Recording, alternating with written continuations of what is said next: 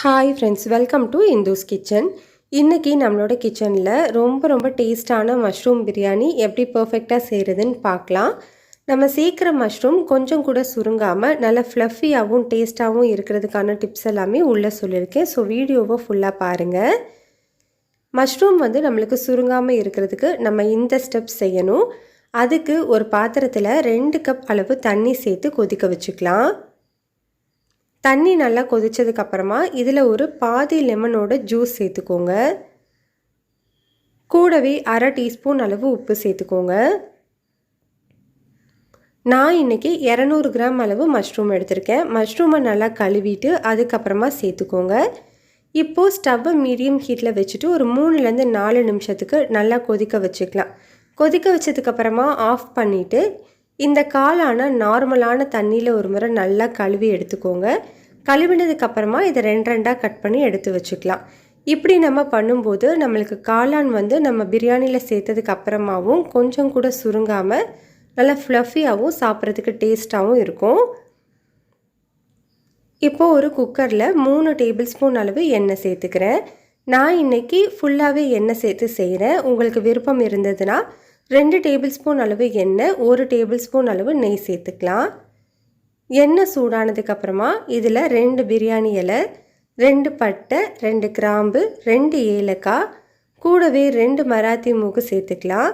இது கூட 1/2 டீஸ்பூன் சோம்பு சேர்த்து தாளிச்சிட்டு இதில் இப்போது 2 பெரிய வெங்காயத்தை நீளமாக கட் பண்ணிவிட்டு சேர்த்துக்கலாம். கூடவே 2 பச்சை மிளகாயை இடையில கீறிட்டு சேர்த்துக்கோங்க. இப்போ இந்த வெங்காயத்தை 3லேருந்து 4 நிமிஷத்துக்கு நல்லா வதக்கிட்டு அதுக்கப்புறமா 1 டேபிள் ஸ்பூன் அளவு இஞ்சி பூண்டு பேஸ்ட்டு சேர்த்துக்கலாம்.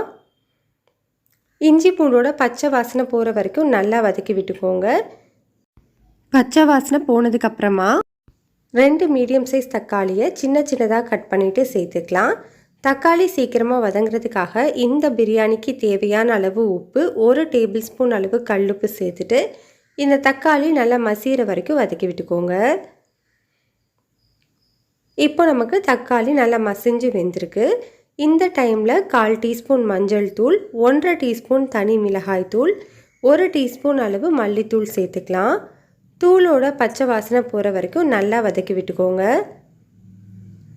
இப்போ ஒரு சின்ன பவுலில் 2 டேபிள் ஸ்பூன் அளவு கெட்டியான தயிர் சேர்த்து இந்த மாதிரி ஒரு ஃபோர்க் வச்சு நல்லா பீட் பண்ணிவிட்டு அதுக்கப்புறமா சேர்த்துக்கோங்க.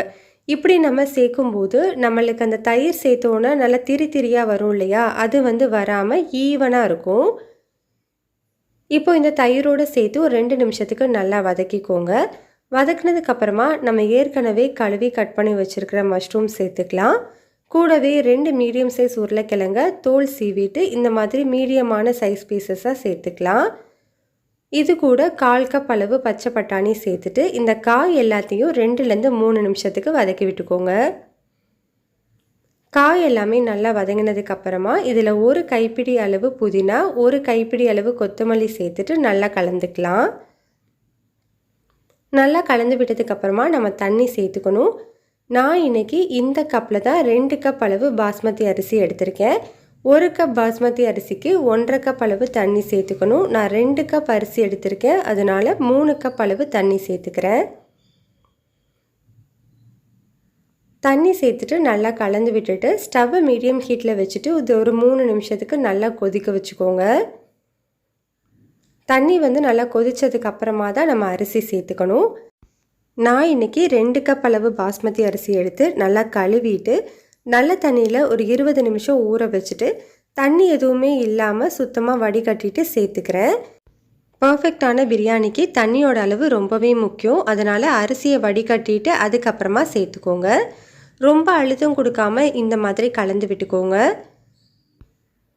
இப்போ இது மேலே கொஞ்சமாக பொடியாக நறுக்கின கொத்தமல்லி இலைகள் சேர்த்துக்கலாம். இது கூட 1/2 டீஸ்பூன் அளவு கரம் மசாலா தூள் சேர்த்துட்டு நல்லா கலந்துட்டு அதுக்கப்புறமா ப்ரெஷர் குக்கரை மூடிக்கோங்க.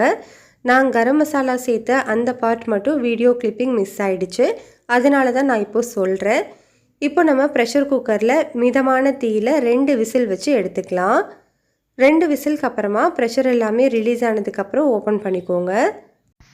பாருங்கள் நம்மளுக்கு பிரியாணி எவ்வளோ சூப்பராக வந்திருக்குன்ட்டு. சாதம் நல்லா வெந்து நல்லா உதிரியாக இருக்குது. பாருங்கள், நம்மளுக்கு தண்ணியோட அளவு வந்து ரொம்பவே கரெக்டாக வச்சாதான் நம்மளுக்கு பிரியாணி நல்லா உதிரி உதிரியாக வரும். அதே மாதிரி அந்த காளான் வந்து கொஞ்சம் கூட சுருங்காமல் நல்லா ஃப்ளஃபியாக இருக்குது பாருங்கள். சாப்பிட்றதுக்கு ரொம்ப ரொம்ப டேஸ்டியாக இருக்கும். கண்டிப்பாக இந்த பிரியாணியை நீங்கள் ட்ரை பண்ணி பாருங்கள். ரெசிபி உங்களுக்கு பிடிச்சிருந்ததுன்னா லைக் பண்ணுங்கள், ஷேர் பண்ணுங்கள், கமெண்ட் பண்ணுங்கள். மறக்காமல் இந்துஸ் கிச்சனை சப்ஸ்கிரைப் பண்ணிவிட்டு கூடவே பெல் பட்டனையும் கிளிக் பண்ணி ஆளுங்கிற பட்டனையும் கிளிக் பண்ணிக்கோங்க.